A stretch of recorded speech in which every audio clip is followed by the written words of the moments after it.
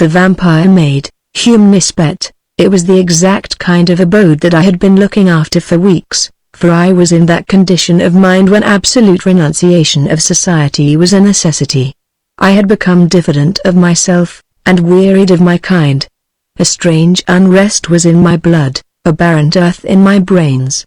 Familiar objects and faces had grown distasteful to me. I wanted to be alone. This is the mood which comes upon every sensitive and artistic mind when the possessor has been overworked or living too long in one groove. It is nature's hint for him to seek pastures new, the sign that a retreat has become needful. If he does not yield, he breaks down and becomes whimsical and hypochondriacal, as well as hypercritical. It is always a bad sign when a man becomes overcritical and censorious about his own or other people's work, for it means that he is losing the vital portions of work, freshness and enthusiasm. Before I arrived at the dismal stage of criticism, I hastily packed up my knapsack, and taking the train to Westmoreland, I began my tramp in search of solitude, bracing air and romantic surroundings. Many places I came upon during that early summer wandering that appeared to have almost the required conditions, yet some petty drawback prevented me from deciding. Sometimes it was the scenery that I did not take kindly to. At other places I took sudden antipathies to the landlady or landlord, and felt I would abhor them before a week was spent under their charge. Other places which might have suited me I could not have, as they did not want a lodger. Fate was driving me to this cottage on the moor, and no one can resist destiny. One day I found myself on a wide and pathless moor near the sea. I had slept the night before at a small hamlet, but that was already 8 miles in my rear, and since I had turned my back upon it I had not seen any signs of humanity. I was alone with a fair sky above me, a balmy ozone-filled wind blowing over the stony and heather-clad mounds, and nothing to disturb my meditations. How far the moor stretched I had no knowledge. I only knew that by keeping in a straight line I would come to the ocean cliffs, then perhaps after a time arrive at some fishing village. I had provisions in my knapsack, and being young did not fear a night under the stars. I was inhaling the delicious summer air and once more getting back the vigor and happiness I had lost. My city-dried brains were again becoming juicy. Thus hour after hour slid past me, with the paces, until I had covered about 15 miles since morning, when I saw before me in the distance a solitary stone-built cottage with roughly slated roof. "I'll camp there if possible," I said to myself as I quickened my steps towards it. To one in search of a quiet, free life, nothing could have possibly been more suitable than this cottage. It stood on the edge of lofty cliffs, with its front door facing the moor and the backyard wall overlooking the ocean.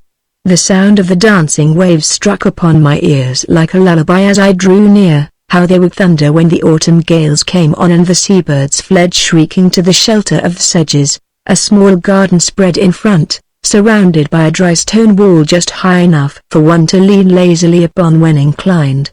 This garden was a flame of color, scarlet predominating, with those other soft shades that cultivated poppies take on in their blooming, for this was all that the garden grew. As I approached, taking notice of this singular assortment of poppies, and the orderly cleanness of the windows, the front door opened and a woman appeared who impressed me at once favorably as she leisurely came along the pathway to the gate, and drew it back as if to welcome me. She was of middle age, and when young must have been remarkably good-looking.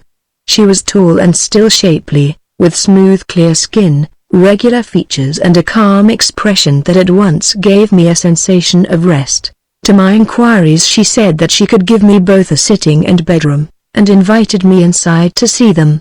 As I looked at her smooth black hair, and cool brown eyes, I felt that I would not be too particular about the accommodation. With such a landlady, I was sure to find what I was after here. The rooms surpassed my expectation, dainty white curtains and bedding with the perfume of lavender about them, a sitting room homely yet cozy without being crowded. With a sigh of infinite relief I flung down my knapsack and clinched the bargain. She was a widow with one daughter, whom I did not see the first day, as she was unwell and confined to her own room, but on the next day she was somewhat better, and then we met. The fare was simple, yet it suited me exactly for the time. delicious milk and butter with homemade scones, fresh eggs and bacon. After a hearty tea I went early to bed in a condition of perfect content with my quarters, yet happy and tired out as I was. I had by no means a comfortable night. This I put down to the strange bed.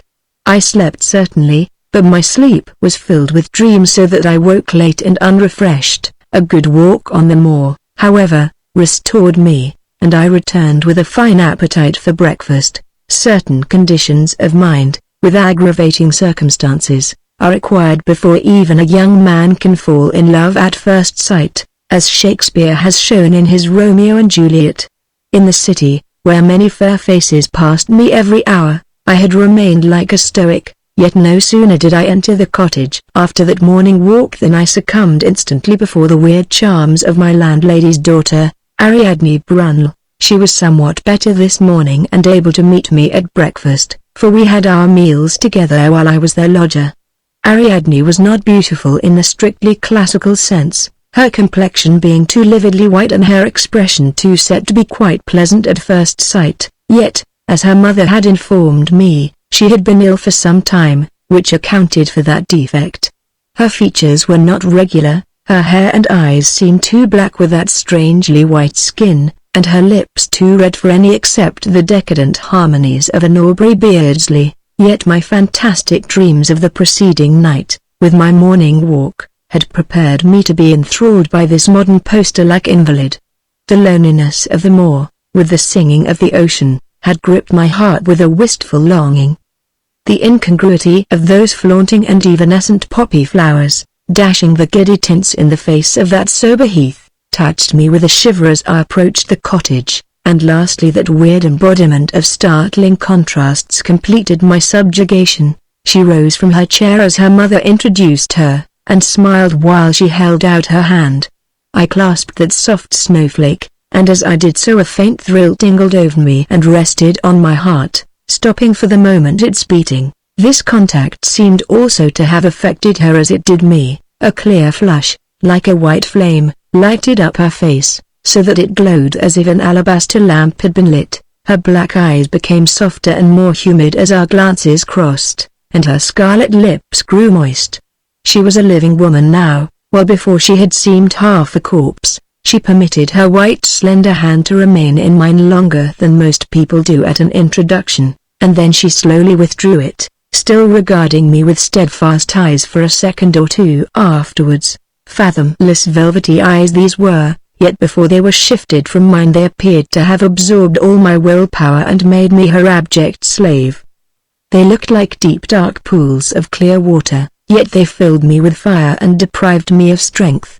I sank into my chair almost as languidly as I had risen from my bed that morning, yet I made a good breakfast, and although she hardly tasted anything, this strange girl rose much refreshed and with a slight glow of color on her cheeks, which improved her so greatly that she appeared younger and almost beautiful. I had come here seeking solitude, but since I had seen Ariadne it seemed as if I had come for her only.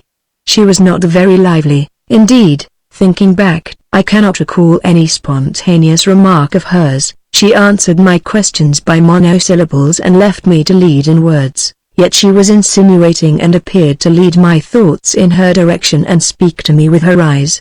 I cannot describe her minutely, I only know that from the first glance and touch she gave me I was bewitched and could think of nothing else. It was a rapid, distracting, and devouring infatuation that possessed me. All day long I followed her about like a dog. Every night I dreamed of that white glowing face, those steadfast black eyes, those moist scarlet lips, and each morning I rose more languid than I had been the day before. Sometimes I dreamt that she was kissing me with those red lips, while I shivered at the contact of her silky black tresses as they covered my throat. Sometimes that we were floating in the air, her arms about me and her long hair enveloping us both like an inky cloud, while I lay supine and helpless. She went with me after breakfast on that first day to the moor, and before we came back I had spoken my love and received her assent. I held her in my arms and had taken her kisses in answer to mine, nor did I think it strange that all this had happened so quickly. She was mine, or rather I was hers, without a pause. I told her it was fate that had sent me to her, for I had no doubts about my love, and she replied that I had restored her to life, acting upon Ariadne's advice, and also from a natural shyness. I did not inform her mother how quickly matters had progressed between us, yet although we both acted as circumspectly as possible, I had no doubt Mrs. Brunel could see how engrossed we were in each other. Lovers are not unlike ostriches in their modes of concealment. I was not afraid of asking Mrs. Brunel for her daughter, for she already showed her partiality towards me, and had bestowed upon me some confidences regarding her own position in life, and I therefore knew that, so far as social position was concerned, there could be no real objection to our marriage. They lived in this lonely spot for the sake of their health, and kept no servant because they could not get any to take service so far away from other humanity. My coming had been opportune and welcome to both mother and daughter. For the sake of decorum, however, I resolved to delay my confession for a week or two and trust to some favorable opportunity of doing it discreetly. Meantime Ariadne and I passed our time in a thoroughly idle and lotus-eating style. Each night I retired to bed meditating starting work next day. Each morning I rose languid from those disturbing dreams, with no thought for anything outside my love. She grew stronger every day, while I appeared to be taking her place as the invalid, yet I was more frantically in love than ever, and only happy when with her. She was my lone star, my only joy, my life. We did not go great distances, for I liked best to lie on the dry heath and watch her glowing face and intense eyes while I listened to the surging of the distant waves.